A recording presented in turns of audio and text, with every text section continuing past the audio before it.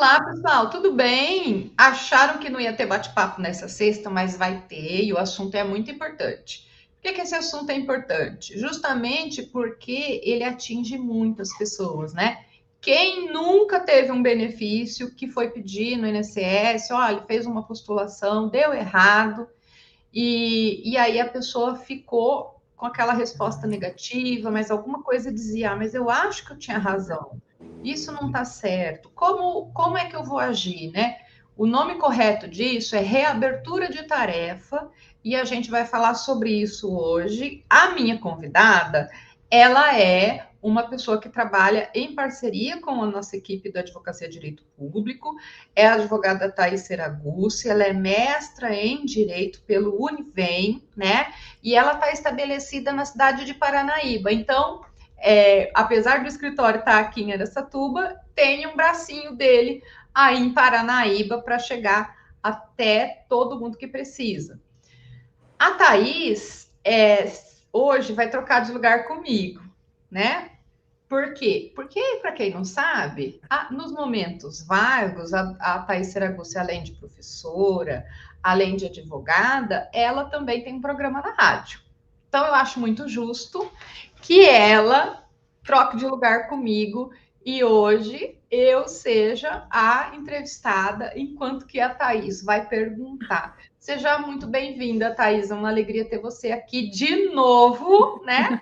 Para esse bate-papo que vai ajudar advogados, estudantes de direito e até segurados Brasil afora. Bem-vinda.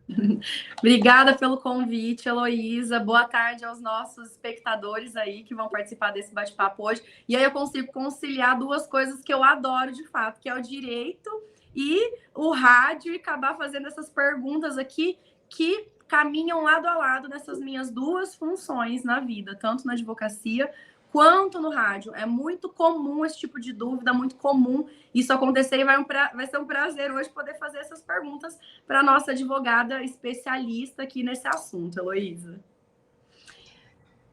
O que acontece? Eu acho que esse assunto, desculpa interromper, mas assim, aqui assim, a gente, pelo amor de Deus, a gente é informal. Esse bate-papo é para que vocês possam conhecer melhor a gente, a nossa equipe, as pessoas que trabalham com a gente e também discutir, né? Porque tem muita gente que está acompanhando o nosso canal aqui no YouTube e tem dúvidas. Então, por conta disso, a gente traz esses assuntos, né, para disseminar também um pouco de conhecimento, porque uma das propostas do nosso trabalho aqui no escritório é buscar o conhecimento, né? Buscar estar sempre atualizando. E eu acho que o ser humano é uma ilha, então a gente tem que estar sempre conversando uns com os outros, porque todo mundo sempre tem alguma coisa a acrescentar, né? Então a gente escolhe a dedo as pessoas que fazem parte aqui do nosso canal. Nós tivemos o Eric Cavaca falando sobre direito médico LGBT, a doutora Lilian Simões falando sobre direito previdenciário da pessoa autista no Abril Azul. Nós tivemos a professora Mel Rian falando sobre BPC e agora a Thaís, que vai falar com a gente sobre reabertura de tarefa. Prometo me comportar e agora eu serei uma entrevistada obediente, professora Thaís. Vamos. E muito bacana quando você fala em conhecimento, Heloísa, porque a gente precisa trabalhar essas duas vertentes, que é o que o seu canal faz, que é o que a gente faz de informativo quando a gente sai da sala de aula, a gente sai do escritório, a gente sai do rádio e fala diretamente com as pessoas, que é buscar o conhecimento e depois de encontrá-lo, compartilhar esse conhecimento, né? Porque estamos aqui numa função, tanto quanto advogados, como rádio, numa função social de amparar as pessoas que precisam desse conhecimento. Somos instrumentos para fazer chegar esse conhecimento aonde é necessário. E não é raro esse tipo de pergunta que eu vou te fazer agora. Muitos clientes, muitos ouvintes do rádio acabam se questionando.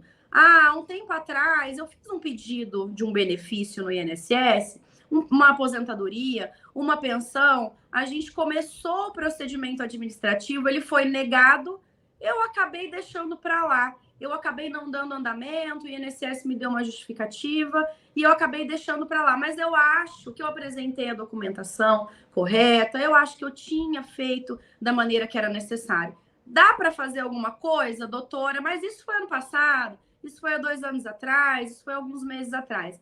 Esse dá para fazer alguma coisa, doutora, a gente sempre escuta nos escritórios. Dá para fazer alguma coisa, doutora Heloísa? Até dá, a resposta é legal. Veja, a gente tem que pensar no seguinte: nem sempre entrar com uma ação na justiça é indicado. Por quê? Porque o judiciário tá. Gente, se eu contar para vocês como está a situação do judiciário com relação às demandas do INSS, vocês choram. Muitas vezes é melhor e mais indicado continuar no processo administrativo. Só que tem um problema. Se eu abrir um processo novo, o meu atrasado, as minhas mensalidades, eles começam a contar a partir desse novo processo. Muitas vezes é interessante reabrir o processo antigo. Em que situações? Nas situações em que o advogado que vai analisar essa questão chegar à conclusão de que houve um erro de análise por parte do INSS, tá? E por que eu falo isso? Porque, gente, o INSS ele é regido por um documento chamado Instrução Normativa. A instrução normativa que está em vigor hoje é a instrução normativa número 128 de 2022. Então, ele não está nem aí para o que diz a lei, ele não está nem aí para o que diz a Constituição, ele está aí para o que diz a instrução normativa, as portarias e os ofícios circulares, que são as normas que vão regular como que funciona o trabalho dentro do INSS. Como deve agir o servidor para analisar um pedido administrativo. E nem sempre, porque o INSS está enfrentando um problema imenso de mão de obra mesmo, falta gente para analisar a quantidade imensa de pedidos que tem hoje no INSS para serem analisados. Muitas vezes o profissional não observa o que diz essa instrução normativa tintim por tintim, tá? Então, é muito comum a gente conseguir reabrir tarefa de pedidos que foram indeferidos e que tinha ali, no meio daquele bolo de tempo a ser reconhecido, que tinha período especial, que tinha período de atividade de segurado especial. O que é segurado especial? É o trabalhador rural, aquele que trabalha em regime de economia familiar ou como diarista. Então, quando tem alguma certidão de tempo de contribuição no meio desse pedido de aposentadoria, então, quando foge um pouco do normal, existem algumas formalidades que o servidor ele deve se fixar e ele deve prestar atenção e fazer. Só que contra o servidor corre um sistema de trabalho, gente, que muitas vezes é desumano, tá? Falando exaustivo, cansativo, e são pessoas ali analisando os procedimentos, né? São seres humanos analisando e eles são obrigados a cumprir meta de ponto, tá?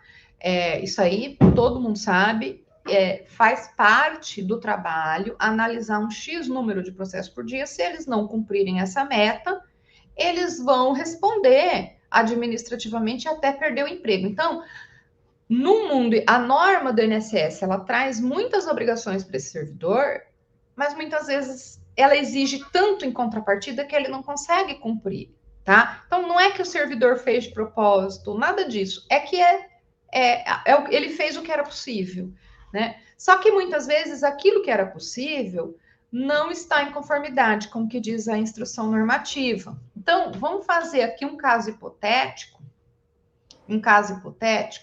de um pedido de aposentadoria de um profissional da saúde, tá? Esse profissional da saúde, ele começou a trabalhar em 1991, já era médico, mas podia ser enfermeiro, podia ser dentista, podia ser tantas outras coisas, né? E aí ele começou a trabalhar e dar plantão. Quando ele dava plantão no hospital, ele ainda não estava formado, mas ele estava recolhendo o INSS como plantonista, né? E ele estava também exercendo a medicina dentro de um hospital. Até 1900, a lei, nós temos no direito previdenciário uma coisa que fala que o tempo rege o ato, tá? E aí, o que acontece? A gente tem que cumprir os requisitos conforme a lei exigia para a época, né?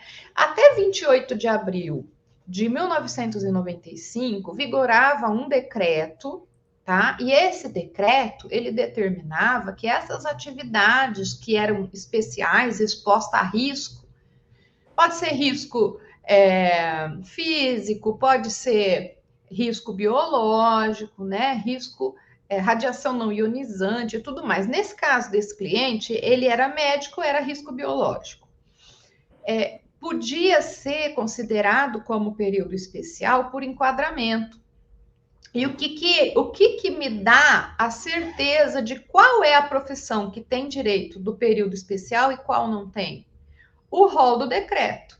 Então, o decreto ele vai trazer ali que o médico ele está indicado em determinado lugar no decreto 53.831 e esse decreto eu vou utilizar e vou dizer o seguinte: olha, aqui está o diploma do meu cliente e aqui tem os recolhimentos, esse período é especial.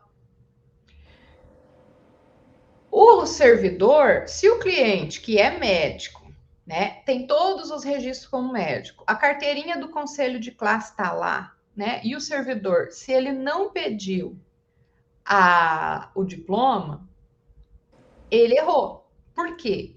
Porque o processo administrativo previdenciário, ele tem o PAP que a gente fala, o PAP, ele é impulsionado pelo INSS.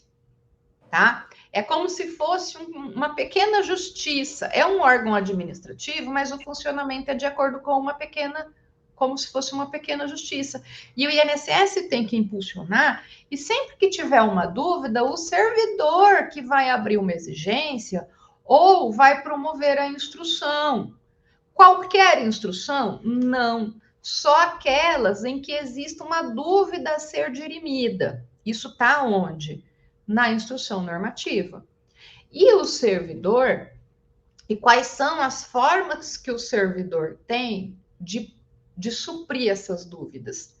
Ele pode abrir uma exigência e pedir diretamente para o segurado.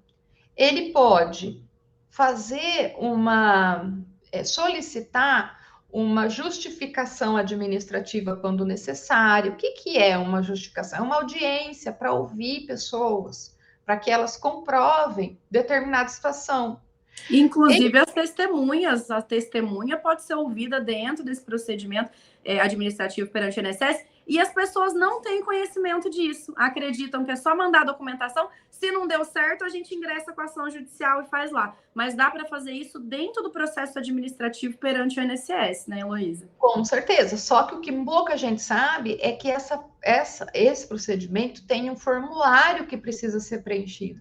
Quando a pessoa vai sozinha, ela vai sem um advogado, a situação dela é muito desfavorável perante o INSS. E tem também um procedimento que a gente chama de pesquisa externa. O que é uma pesquisa externa? Eu vou dar um exemplo aqui que aconteceu também num outro caso nosso. A gente pedia para a empresa que fizesse um documento chamado PPP, Perfil Profissiográfico Previdenciário. Por quê? Porque esse documento é o documento que atualmente ele é hábil para provar a exposição a agente de risco. Porque hoje em dia, depois de 1995, 28 de abril, a gente precisa provar a exposição ao agente de risco através de um documento. Não basta só dizer, a minha atividade é especial, eu sou médico, eu trabalho com radiação, eu trabalho no raio-x. O INSS não leva isso em consideração se você não tiver todos os documentos. Então, quem que tem que pedir o documento? Se o segurado não tem um advogado para acompanhar, quem tem que pedir é o técnico, o profissional que está analisando lá no INSS esse processo. Se ele não pediu, o que a gente tem que apontar? A falha no procedimento e a reabertura desse benefício.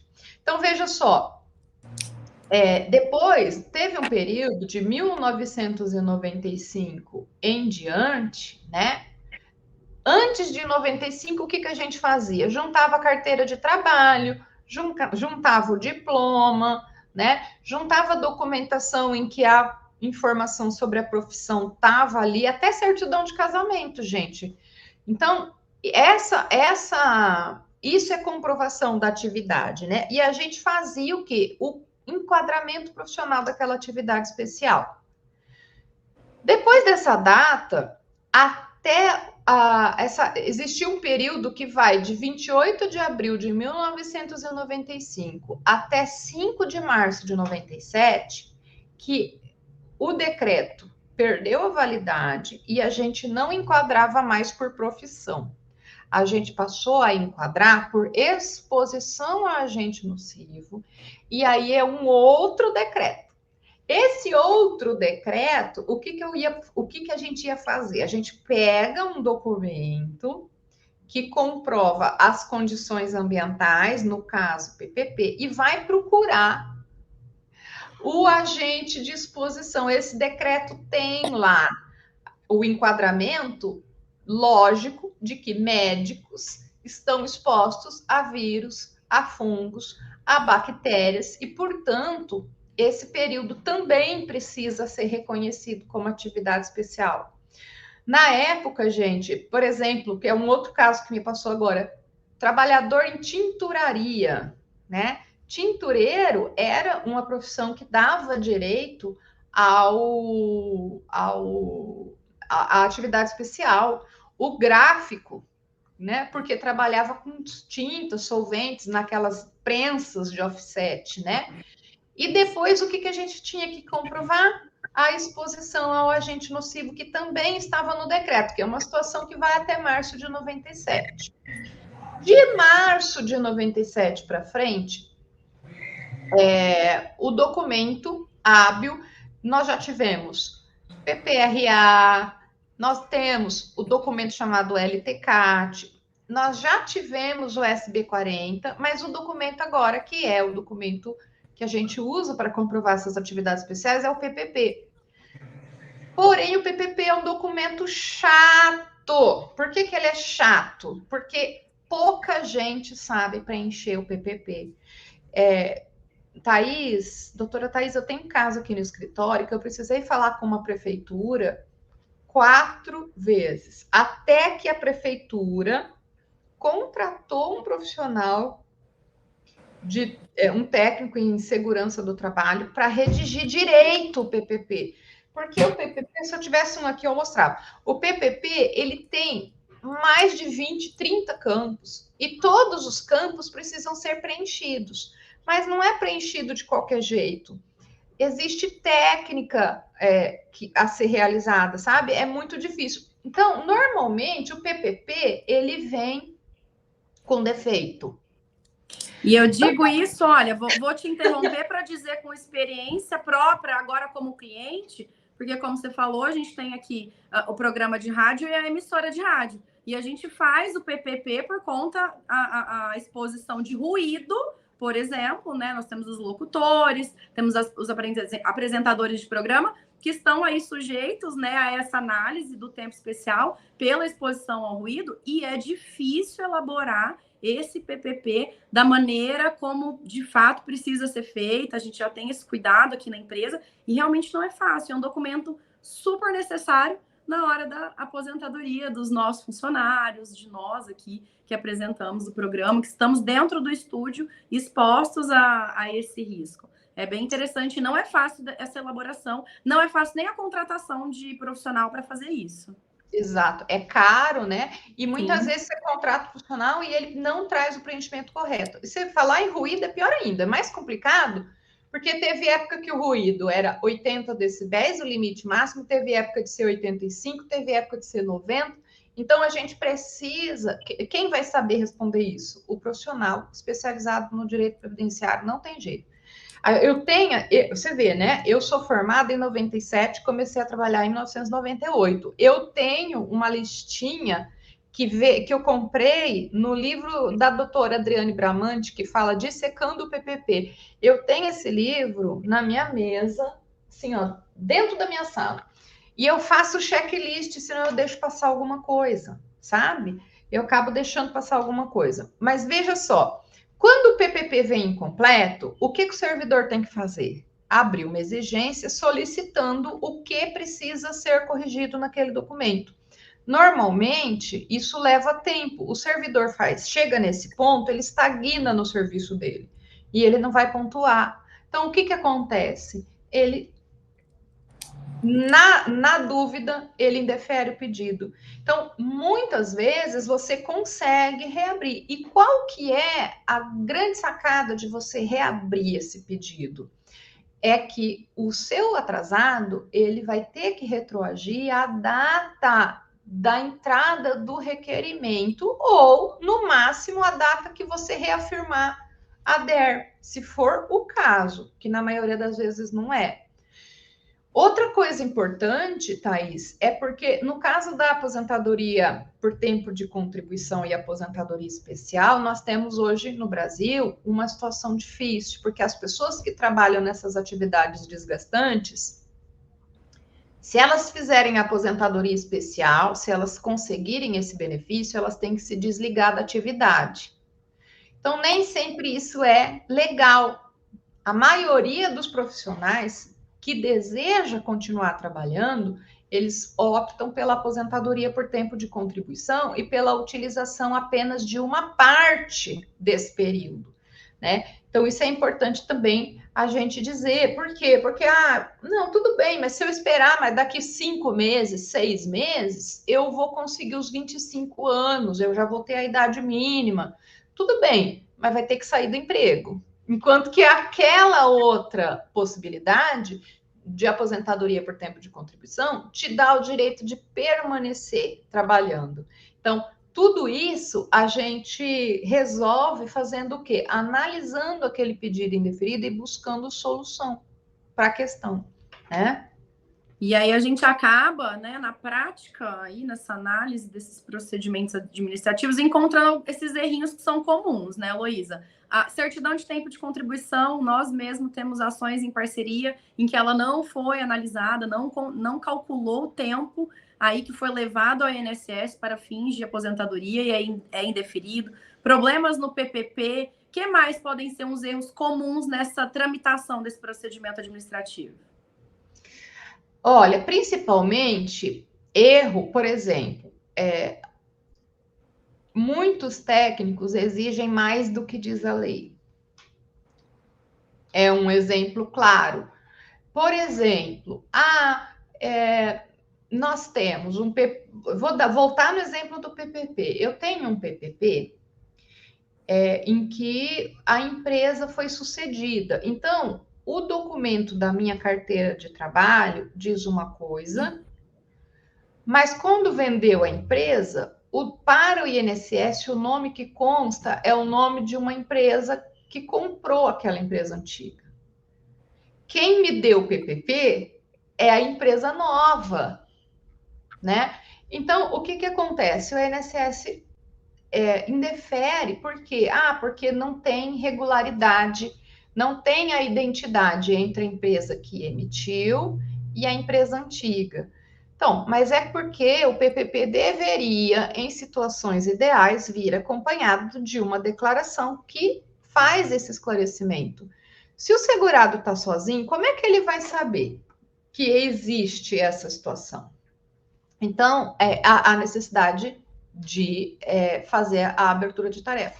Não foi feita a abertura de tarefa, então a gente vai reabrir, invocando todos esses defeitos de análise e requerendo que seja reanalisado de acordo com a lei, porque não existe motivo para o indeferimento, Porque a norma, o que existe é um erro de procedimento que deveria ter sido observado e não foi em prejuízo. E outra, a IN 128, ela também traz um processo administrativo previdenciário e traz ali que quem impulsiona o processo é o INSS. E, portanto, na dúvida, existe o dever do INSS de promover exigências, né? Não só do segurado que está ali diante dele pedindo benefício, como também da empresa.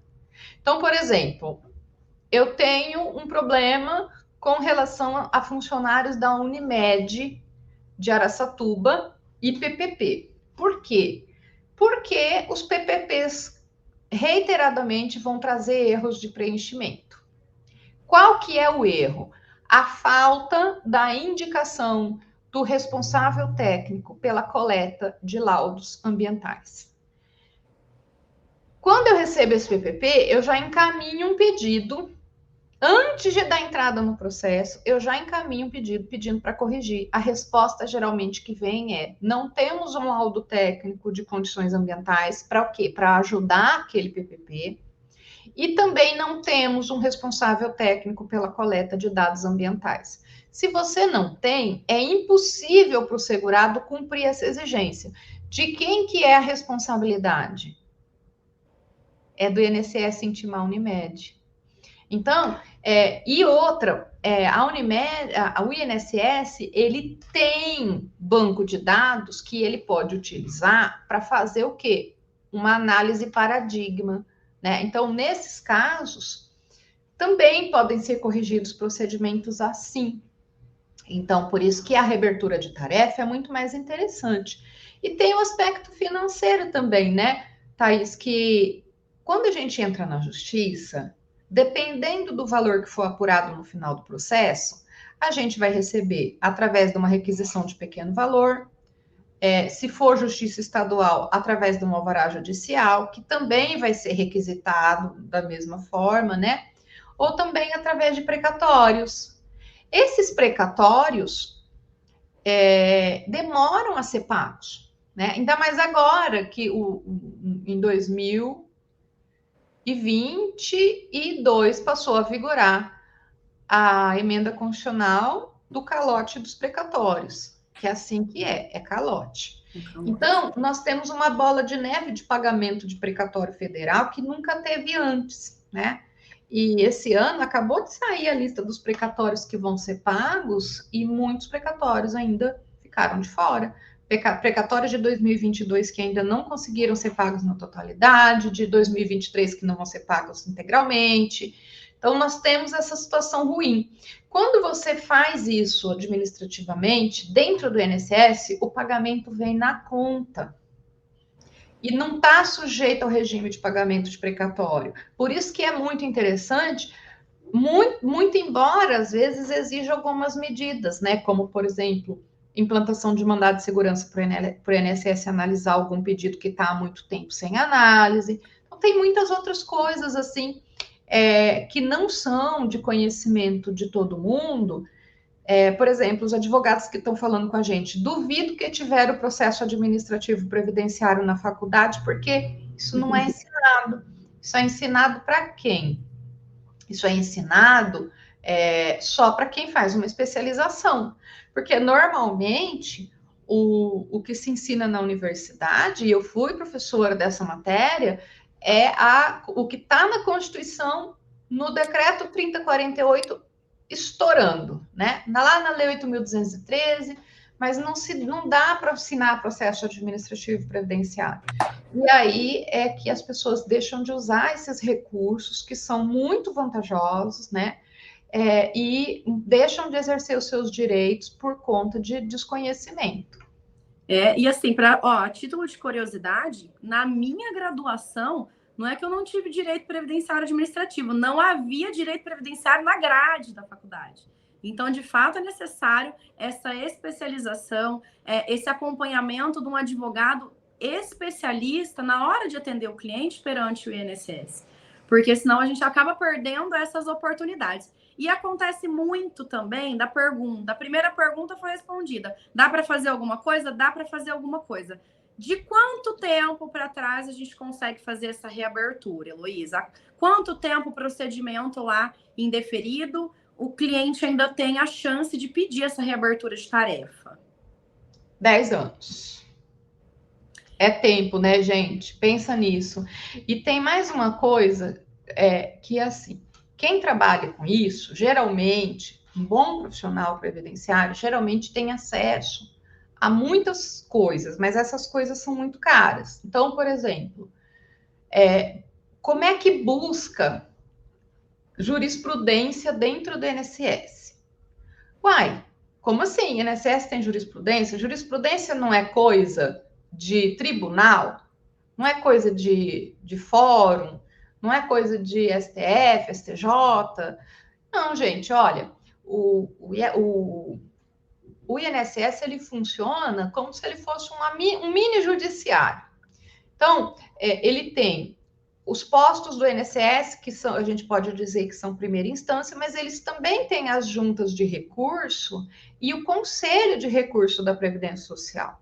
Então, esses órgãos, eles decidem processos, esses órgãos recursais, eles decidem pedidos dia todo. Todos os dias tem decisão saindo. E a gente tem que saber buscar onde estão essas decisões e entender como pensam esses órgãos, porque muitas vezes esses órgãos têm um entendimento muito mais favorável do que aquele que o servidor que está lá para cumprir um serviço que é um serviço metódico e protocolar, ele não tem. Então, por exemplo, vou dar um exemplo, tá? O INSS, quando o agente de risco é biológico, então, quando o segurado é servidor da área da saúde, por exemplo, o INSS exige que o segurado ele cumpra com a obrigação de provar que ele está exposto àquilo de forma não intermitente e habitual. Ou seja, ele pode, dependendo de quem lê isso, ele vai provar, ele vai pensar o seguinte: eu tenho que comprovar que eu fico o dia inteiro em contato com fungo, com bactéria, com isso, com aquilo. Como é que eu provo? O próprio PPP, por mais que o PPP diga ali que você está em contato com aquela substância, né, em caráter habitual e não intermitente, o servidor pode querer uma prova adicional. Pois é, só que, por exemplo, eu tenho julgados de câmaras dentro do próprio conselho de recursos, junta de recursos, eu tenho decisões que dizem que não, que a habitualidade não precisa ser comprovada. E tem mais, não há necessidade de provar exposição a agente infecto-contagioso, porque isso também é um quesito que muitas vezes o técnico vai exigir, né? Outra coisa importante, gente, ó, e essa aqui vai para quem é prestador de serviço. Depois, antes de 2003, a competência-chave é a competência do mês de março. Também é um motivo de indeferimento. A competência de março, ela marca uma mudança na política do pagamento de INSS sobre os valores da prestação de serviço. O prestador de serviço, ele não é empregado. Então, antes de 2003, ele tinha a obrigação de provar que estava recolhendo o INSS e o pagamento tinha que ser na data correta. Se o pagamento fosse feito atrasado, essa pessoa precisa fazer o quê? Ela tem que pedir um papelzinho, né, para o servidor preencher uma guiazinha e ela recolher a diferença, juro e multa, se for o caso, né? E com esse recolhimento, ela faz a regularização desse pagamento para depois esse pagamento entrar no cálculo. Porque às vezes o tempo vem faltando tempo. Você fala assim, nossa, mas eu achei que eu tinha tanto tempo. Eu pagava isso lá naquela época. Né? E não tá aqui. Por quê? ou porque pagou em atraso, ou porque pagou menos que o valor do mínimo. E isso tudo também é obrigação do servidor informar que isso pode ser feito e emitir essa guia. Depois de 2003, depois de março de 2003, o prestador de serviço não tem mais que comprovar que pagou em dia. Por quê? Porque teve alteração legal. A lei, gente, chama 10.666. É a lei do contribuinte, do prestador de serviço, da retenção tributária do prestador de serviço. E aí, o que acontece? O prestador de serviço, ele só vai provar que ele fez a prestação de serviço. Se o pagamento foi feito fora do tempo, ele não tem culpa, porque a regularidade é presumida. A única coisa que o prestador de serviço tem que prestar atenção é se recolheu pelo menos sobre o valor do mínimo. Outra coisa, plano previdenciário. Tem plano que dá direito a aposentar por tempo de contribuição. O de 11% não dá. O de 11% só dá direito de aposentar sobre o valor, sobre a aposentadoria, só benefício por incapacidade e aposentadoria por idade. Então, vamos colocar, mas se eu pegasse esse um aninho que eu recolhi 11% e complementasse, pagasse mais 9%, eu conseguiria ter atingido. Por que o servidor não me ofereceu essa possibilidade, se ele tem essa obrigação? Reabertura de tarefa, emite uma guia, recebe seu benefício. O atrasado que gera é suficiente para cobrir o valor do gasto.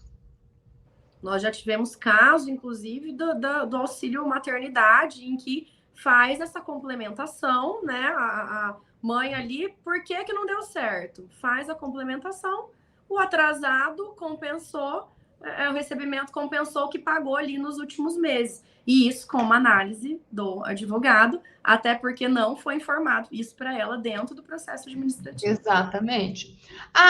O servidor falou, não ficou comprovado de que a Thaís Seraguchi esteve exposta. Eu tenho minhas dúvidas porque está dizendo que o barulho que ela suportava estava acima do limite de tolerância, mas a técnica para medição não está apontada corretamente, porque isso também, viu, Thaís? Existe uma técnica que o INSS exige que você coloque até o tipo de medição que foi realizada. Tudo bem, abre uma exigência, mas não indefere o documento. Isso não foi feito? Não, vamos reabrir a tarefa. E o retroativo vai ter que voltar à data, porque o segurado ele não pode ser prejudicado pelo erro de análise do servidor se ele não observou os procedimentos, né? Então, por isso que eu acho excelente a reabertura de tarefa, né? Nós tivemos casos de reabertura de tarefa. Vou falar para você que é fácil? Não é fácil. Por quê? É trabalhoso. Muitas vezes a junta de recurso ou o CRPS vai demorar demais para analisar. O advogado vai precisar lançar mão de mandado de segurança e tudo mais, mas ainda assim é um caminho mais curto, um caminho que pode render, né, uma reparação daquele erro lá atrás, né, e também como uma técnica para os advogados que estão nos assistindo, né, como uma técnica de trabalho que vai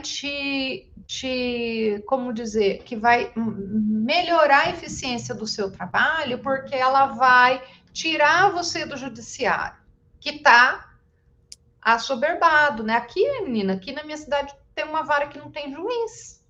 Exatamente. Aqui nós temos a competência delegada, a gente trabalha com a Justiça Estadual em Paranaíba, que era mais rápida, mas a gente está ficando basicamente igual aos processos que tramitam perante a Justiça Federal, pela quantidade, por poucas varas, seriam necessários mais varas na comarca que não tem. Então, a gente precisa analisar essa questão para o cliente e lembrando sempre dessa importância da postulação administrativa com o auxílio do advogado. É lógico que é possível você apresentar a documentação. Quando não apresenta a documentação, ainda tudo bem. O problema é quando você apresenta uma documentação que ainda te prejudica, né, Heloísa? E não é raro isso acontecer quando o cliente postula isso de maneira sozinho, sem a ajuda de um profissional. Porque a falta da documentação, a gente solicita uma reabertura de tarefa, a gente tenta fazer isso meio que posteriormente, mas ok. Agora, a documentação que vai prejudicar o cliente é uma coisa muito complicada, né? É muito complicada e não é diferente. E assim, por exemplo, vamos colocar, eu tenho um amigo que falou que me ajuda. Tá, esse amigo tem conhecimento do direito previdenciário? Porque às vezes a pessoa é uma estudiosa e tal. Mas, gente, olha, é o seguinte: você tem que ter uma análise muito bem feita dos índices que estão no Cadastro Nacional das Informações Sociais. Você tem que ter acesso a como o INSS vê, qual é o costume das decisões do INSS, qual é primeira Câmara, segunda Câmara, terceira Câmara, qual que é a Câmara, o que eles pensam sobre isso? Existe ação civil pública falando sobre esse assunto? Essa ação civil pública vai me beneficiar, como é o caso das pessoas que trabalharam, gente, na lavoura? É coisa assim que você não. A pessoa comum nem tem a obrigação de saber disso, porque direito previdenciário tem lei nova todo dia. Você vai dormir com uma lei e acorda com outra. Por exemplo, tem uma ação civil pública em vigor que obriga o INSS a considerar período de atividade rural em que a pessoa trabalhou mesmo antes dos 12 anos de idade. Então, mas quando eu fiz o meu pedido, o INSS não considerou. Por quê? Porque por causa dessa história dos 12 anos, tá? Mas agora é obrigado a considerar. Se não ocorreu o efeito da decadência, nós podemos, e pode ser ampliado esse direito, né? Pode conseguir esse período a mais, e esse período a mais vai gerar um benefício melhor, em alguns casos, né? Aliás, na maioria dos casos. Então, tudo isso, gente, só com especialista, só com advogado especialista. Não adianta buscar uma pessoa que não tem qualificação na área, porque ele não vai dar conta de observar tudo isso, ele não vai conseguir encontrar o argumento para reabertura de tarefa. E olha que nós temos, gente, enunciados do INSS. Alguém já ouviu falar em enunciados do INSS? Tem enunciados do Conselho de Recurso que tratam desses assuntos, que vêm nos autorizar a fazer o pedido de reabertura de tarefa, né? Então, veja, é muito complexo para você, sem o advogado, dar conta, sabe? Por isso que tem muita chance para reabertura de tarefa, por isso que tem muita gente aí que foi prejudicada por conta de um errinho de análise, porque não estava acompanhada de um profissional na época. Mas isso não é motivo para que você não possa rever esse pedido que você fez, dessa vez municiado do conhecimento necessário para reabrir a tarefa e obrigar o pagamento do benefício e ter o seu benefício deferido. Aqui, né, Thaís, acho que você já está com a gente há uns quase 2 anos ou 2 anos, né, Thaís? Isso, deve ser pelo menos isso. A doutora Thaís tem lá em Paranaíba o escritório dela, ela é uma advogada atuante no direito de família, né? Ela é uma advogada que atua em várias áreas importantes, tributárias, né? E naquilo que diz respeito do direito previdenciário, ela deixava de captar o cliente, deixava de trazer uma resposta para o cliente, porque ela se sentia insegura. Isso é sinal de muita responsabilidade, né, Thaís? Exatamente. A gente está falando aí, né, da fase de descanso do trabalhador, da aposentadoria, de um tempo em que as preocupações precisam ser menores e não maiores, já não tem uma possibilidade etária e de disposição de lidar com tanto problema. O advogado, que não é especialista, fazer esse tipo de coisa, ele vai causar problema para o cliente. Isso não pode acontecer de maneira nenhuma. Até porque cabe responsabilização. Exatamente. Né? Até porque esse advogado pode ser responsabilizado. Então, o que a gente faz? Né? A Thaís nos procurou, nós temos hoje um rol de 28 parceiros de trabalho. Esses parceiros nos procuram e a gente faz o atendimento conjunto, faz o trabalho em conjunto com o escritório, né? Além disso, é importante para a gente chegar em todo lugar. E aí, em Paranaíba, tem um pedacinho da gente que é a Thaís. E a Thaís também, gente, ela é uma pessoa que a gente tem muito carinho aqui na nossa equipe. Por quê? Porque ela é também uma professora, né?